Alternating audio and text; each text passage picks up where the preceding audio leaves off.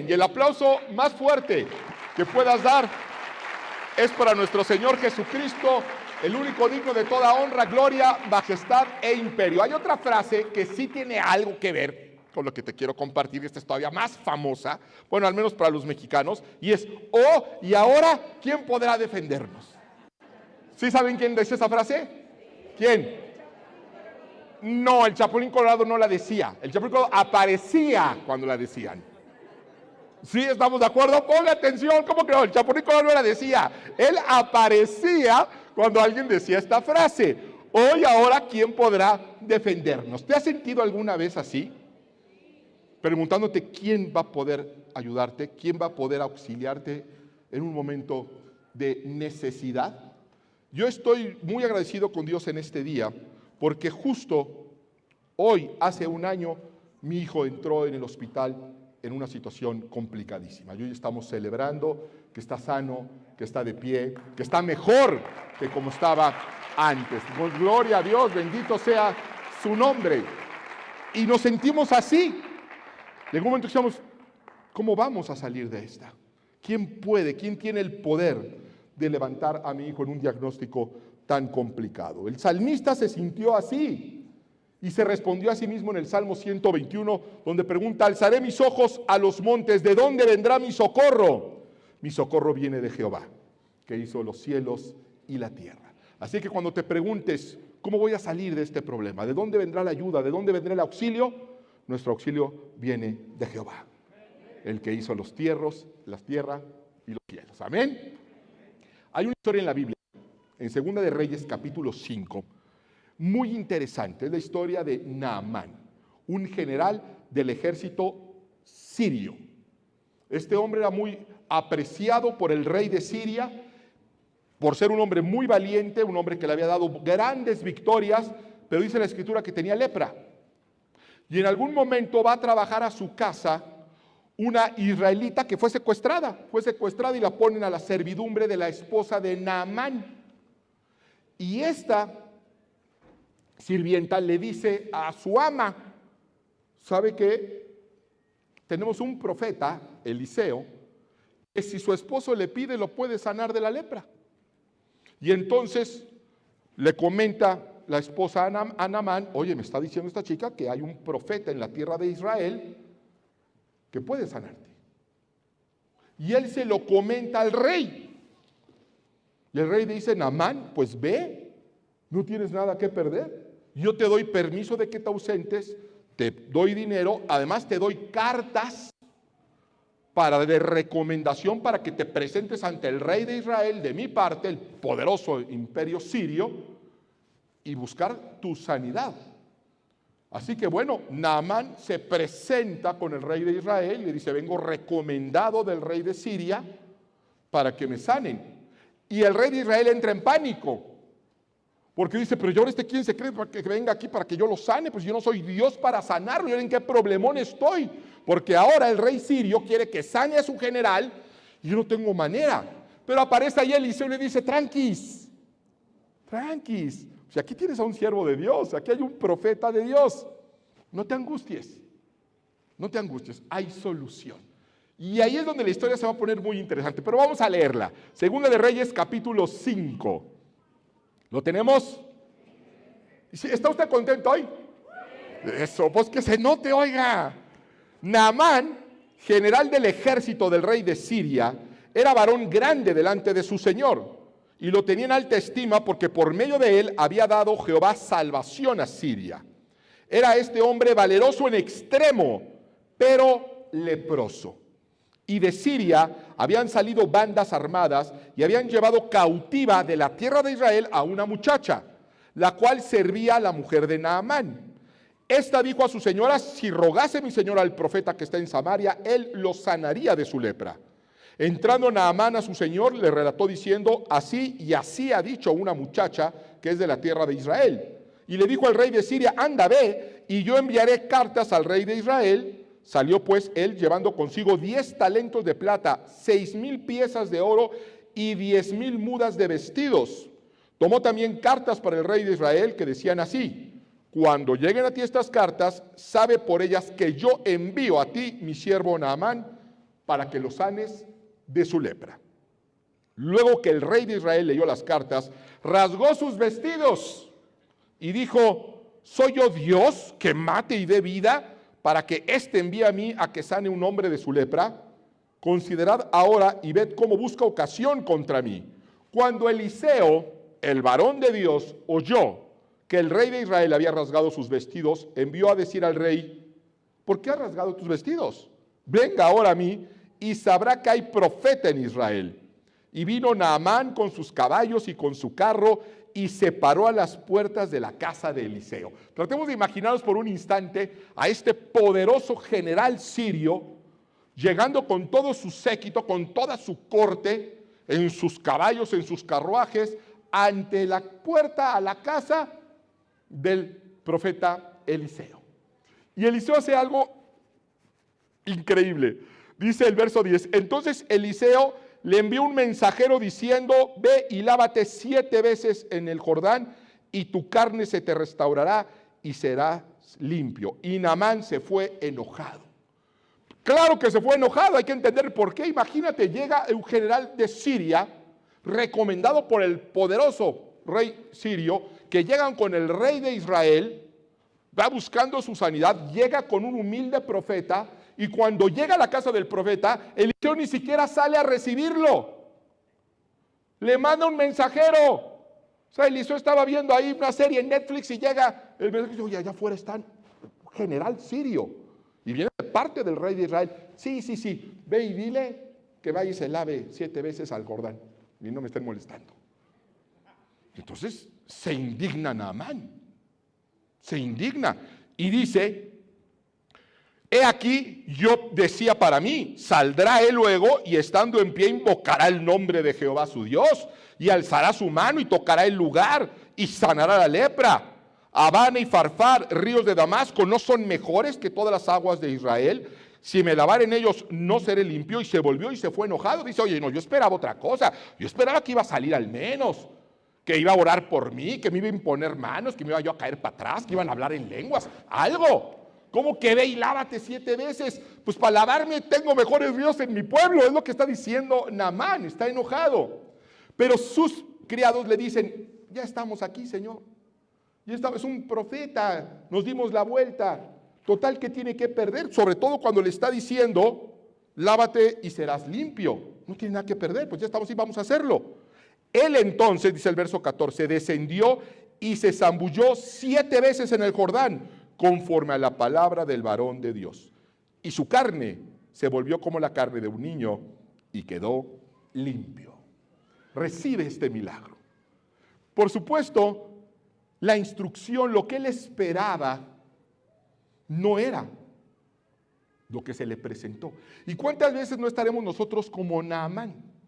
Que estamos esperando algo de parte de Dios y Dios actúa de una manera que nosotros no esperábamos. ¿Y qué hacemos? Nos enojamos. Nos enojamos porque tenemos una expectativa distinta. Aunque finalmente la voluntad de Dios siempre va a ser traer restauración, traer sanidad. Él fue de mala gana, enojado, pero se sumergió. Y no una vez, o sea, 7 veces. Imagínate a Naamán, enojado, una vez, 2, 3, 5. Pero lo hizo y finalmente va a obtener su sanidad. Hay otra historia que tiene cierta similitud.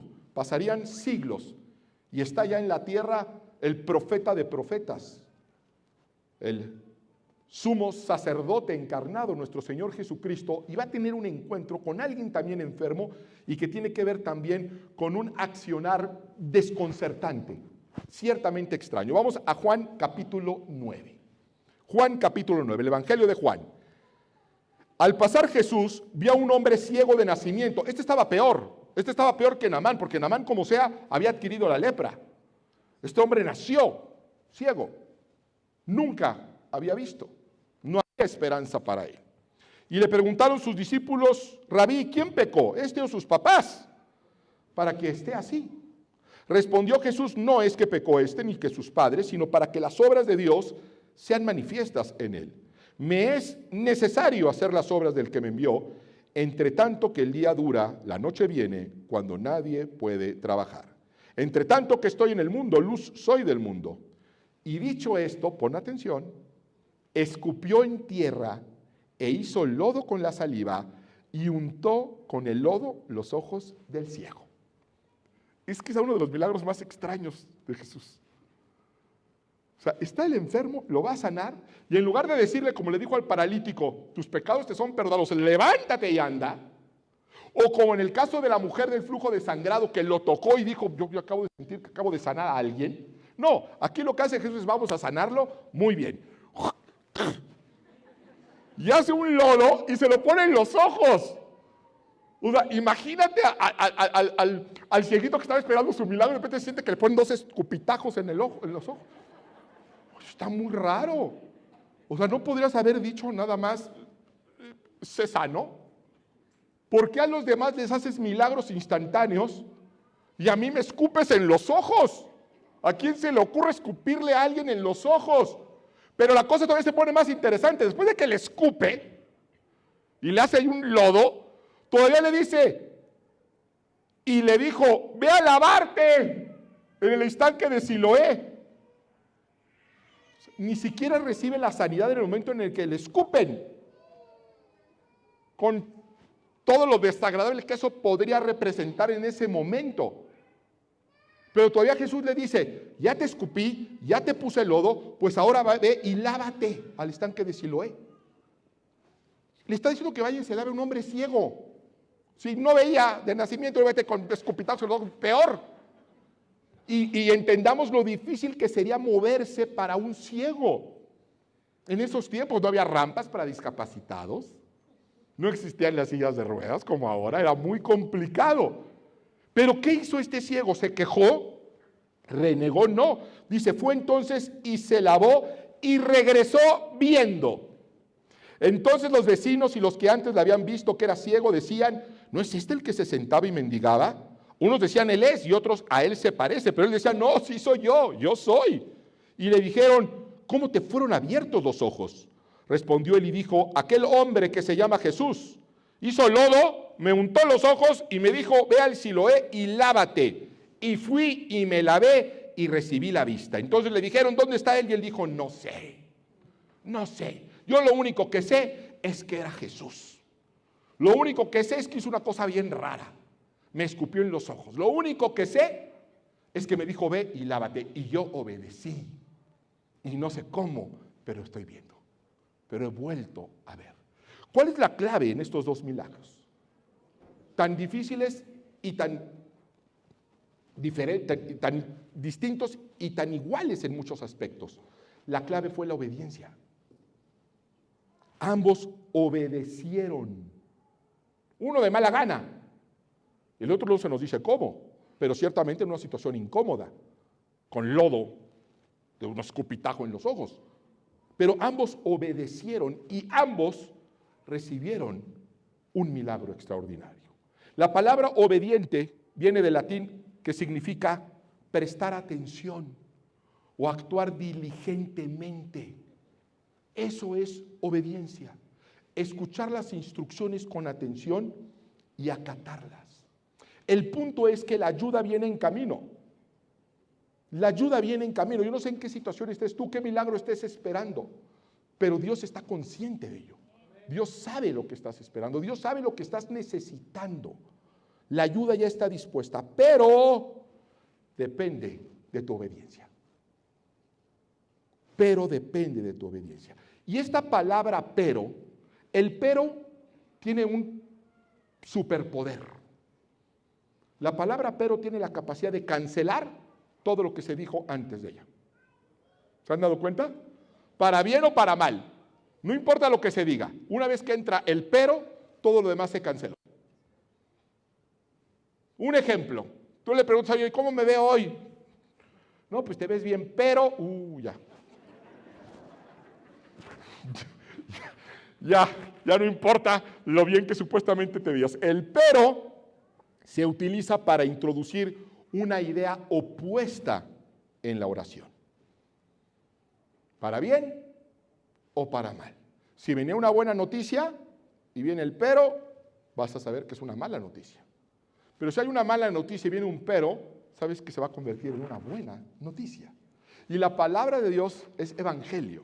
Y evangelio significa buenas noticias. Déjame mostrarte unos ejemplos de peros, los peros de parte de Dios. Romanos capítulo 6, verso 23. Porque la paga del pecado es muerte, pero la dádiva de Dios es vida eterna en Cristo Jesús, Señor nuestro. Jesucristo dijo en Juan 16, 33, estas cosas les he hablado para que en mí tengan paz. En este mundo tendrán aflicciones, en este mundo enfrentarán problemas, en este mundo tendrán dificultades, pero anímense.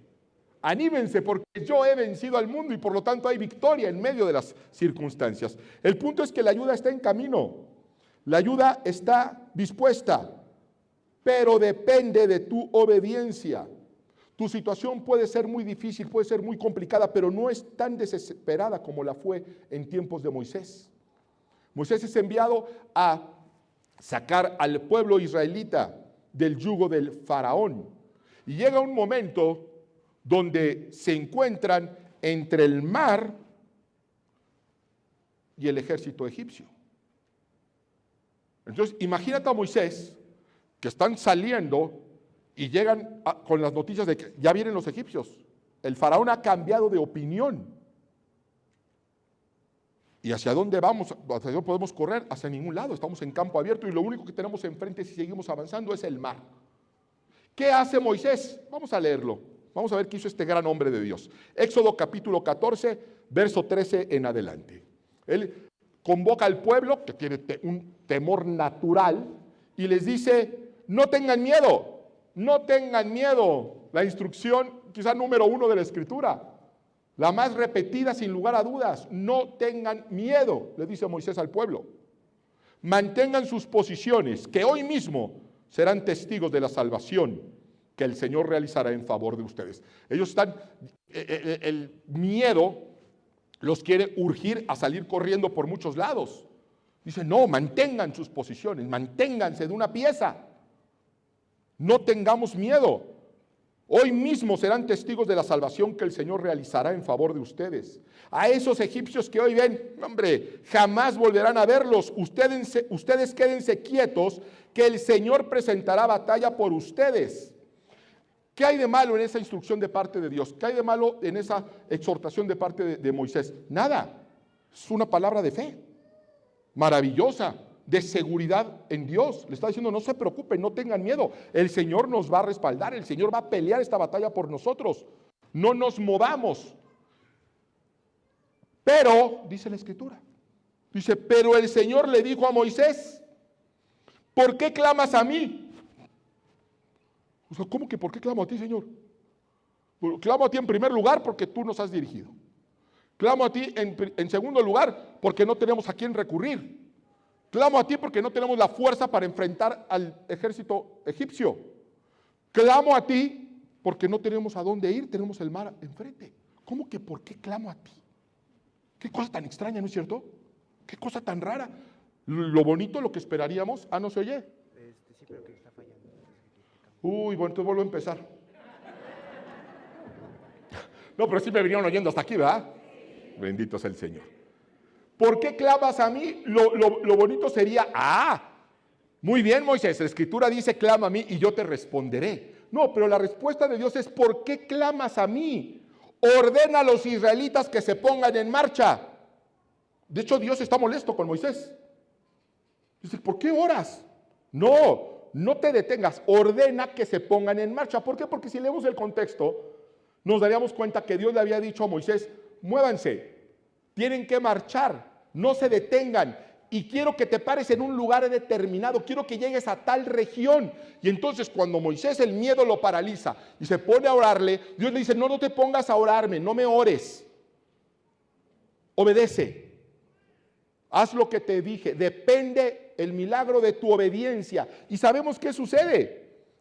Moisés se va a levantar, va a ir a ese lugar extraño, a ese lugar insólito, a ese lugar sin sentido, en el cual realmente pone al ejército egipcio listo para devorar a los israelitas, ya que ellos mismos se van a acorralar entre el mar y el ejército, pero es ahí donde va a suceder el milagro. Dice Éxodo 14:22 que el agua formaba dos grandes paredes, una a la derecha y otra a la izquierda, y que por ese camino van a atravesar los israelitas. Y eso ya se los he compartido antes, que es algo que lamentablemente casi no se enseña en la escuelita dominical y casi no se predica. Sabemos que Dios abrió el mar para que pasara el ejército, el pueblo israelita. Lo que no caemos en cuenta es que la Biblia dice que había un camino, porque el fondo oceánico es irregular. Hay montañas en el fondo oceánico. La montaña más grande en este planeta no es el Everest, está en el mar. Pero ahí había un firme por el cual pasaron. Y esa es la razón por la cual les había dicho, quiero que vayas ahí, Moisés. Porque ahí, y esto es espectacular, porque esto quiere decir que cuando Dios formó la tierra, antes de vertir el agua oceánica, imagínense, no había océanos, y Dios hizo un camino. Y dijo, por aquí voy a sacar a mi pueblo. Y luego echó el agua de los océanos. Y estuvieron ocultas durante miles, durante millones de años. Y por eso Dios le dice, tú ve ahí. No te ponga a orar. Obedece, te dije que fueras ahí. Ve ahí. Porque cuando abra el mar, por ahí van a poder pasar. Tú puedes pensar que no hay solución para tu problema. Bueno, Dios tiene una solución. Dios tiene un camino. Dios tiene una puerta que es imposible que tú la veas. Y la llave es la obediencia. Tú tienes que estar donde Dios espera que estés. Tú tienes que hacer lo que Dios espera que hagas para que se abra esa puerta, esa oportunidad, ese camino en el tiempo que Dios dispuso. Amén. Hay una historia muy extraña para que vean que esto se repite y se repite, porque son procesos, entender la importancia de la obediencia. Vámonos al tiempo atrás, cuando Moisés es llamado por Dios y le dice lo que va a hacer. Conocemos esa historia. Esta es quizá una de las historias más extrañas que hay en la Biblia. Lo que te voy a leer, creo que no está en el QR, pero se las voy a leer. Está en Éxodo capítulo 4, verso 24. Éxodo 4, 24. Vámonos al tiempo atrás. Dios acaba de llamar a Moisés y le dice, te he elegido para que liberes a mi pueblo. Ya sabemos que Moisés va a decir, no, pero yo no puedo. No, sí puedes. En fin, finalmente Moisés se levanta y va con Jetro, va con su suegro, le dice que va a dejarlo porque va ya con el faraón, a enfrentar a faraón, y ya va dispuesto Moisés, y sucede uno de los episodios más extraños que hay en la Biblia. Ahí les va, dice Éxodo 4:24, ya en el camino, fíjense, en el camino hacia Egipto, Moisés va a ir a cumplir con la misión encomendada por Yahvé, y dice, ya en el camino, el Señor salió al encuentro de Moisés en una posada. Moisés se detiene en una posada a descansar, es un camino larguísimo, y dice que Yahvé sale a su encuentro y estuvo a punto de ¿qué? De matarlo.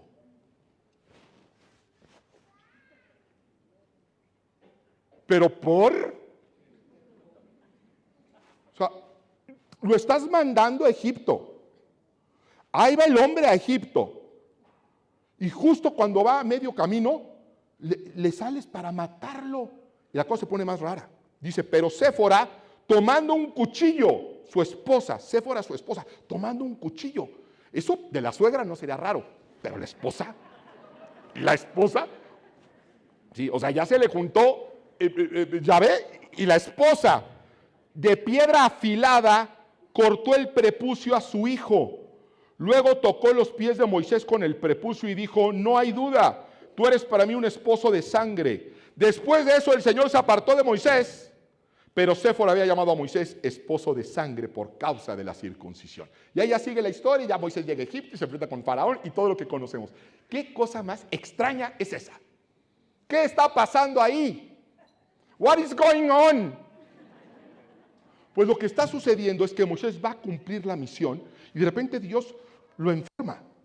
Una enfermedad de muerte. Claro que si lo hubiera querido matar, Dios lo mata. Pero nos quiere mostrar la gravedad de lo que está sucediendo.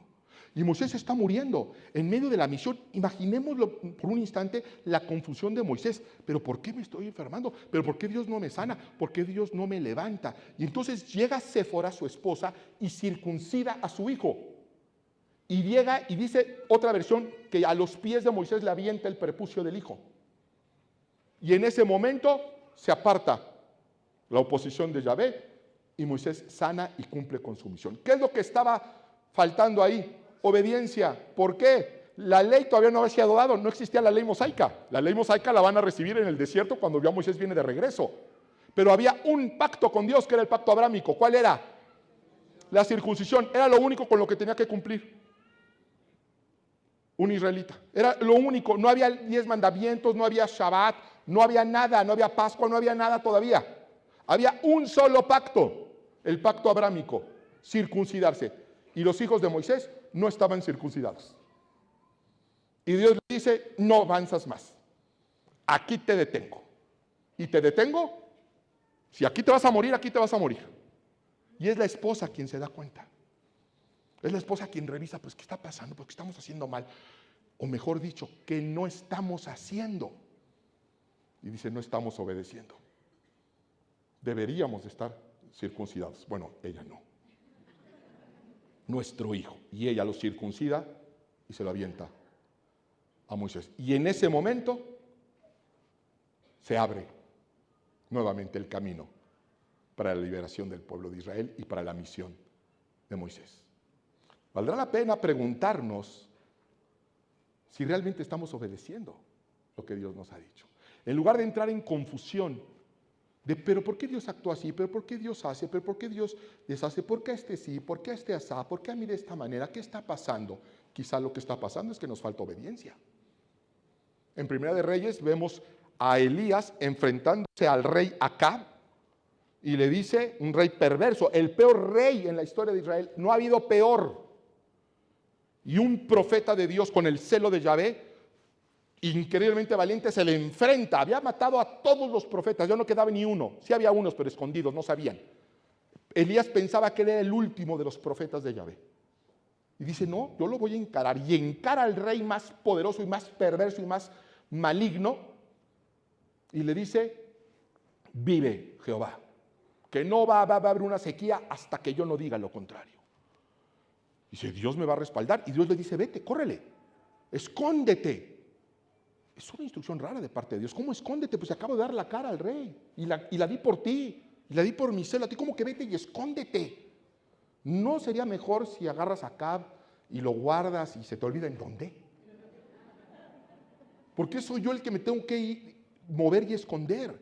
Que se esconda él. Porque soy yo el que tengo que ir como si tuviera miedo. Que tenga miedo él de ti. Pero Elías era un hombre de Dios, obediente de Dios, y se va a la cueva.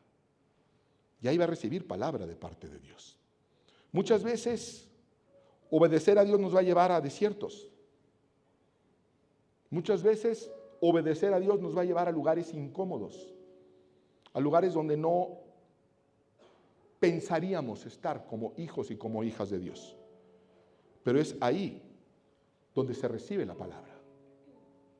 Es ahí, en la necesidad, en la carencia, donde se abren los caminos hacia los milagros.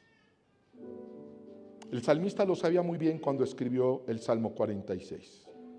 Dios es nuestro refugio y nuestra fuerza, nuestra ayuda en momentos de angustia. Por eso no tendremos miedo, aunque se deshaga la tierra, aunque se hundan los montes en el fondo del mar, aunque ruja el mar y se agiten sus olas, aunque tiemblen los montes a causa de su furia, no tendremos miedo, porque Dios es nuestro refugio y nuestra fortaleza. El punto es el siguiente. Este sermón podría haberlo convertido en el sermón más corto de la historia. Un sermón de 7 palabras. Solamente 7 palabras. Si te vas con estas y lo entiendes y las aplicas, entendiste todo.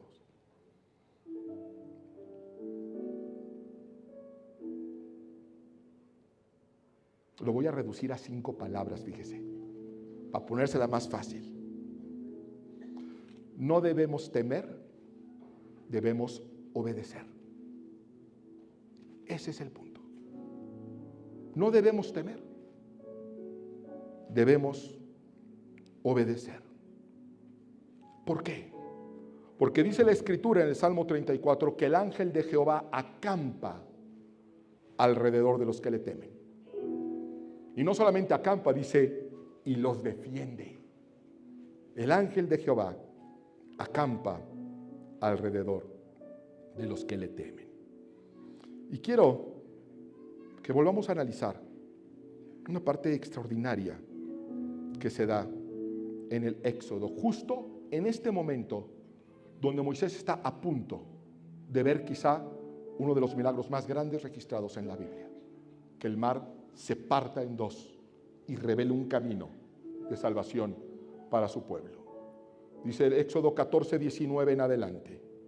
Entonces el ángel de Dios, que marchaba al frente del ejército israelita, se dio vuelta y fue a situarse detrás de éste.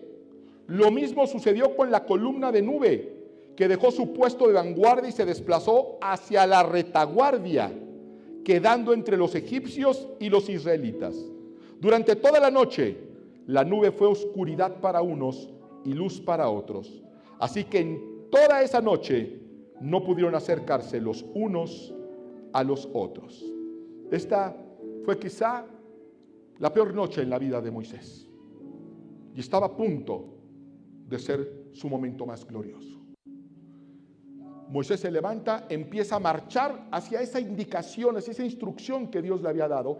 Y dice la Biblia que el ángel de Jehová, que siempre había estado al frente, liderándolos, guiándolos, al igual que la nube y la columna de fuego. Recuerden que ellos tenían una columna de fuego en las noches que les daba calor y vista y visión.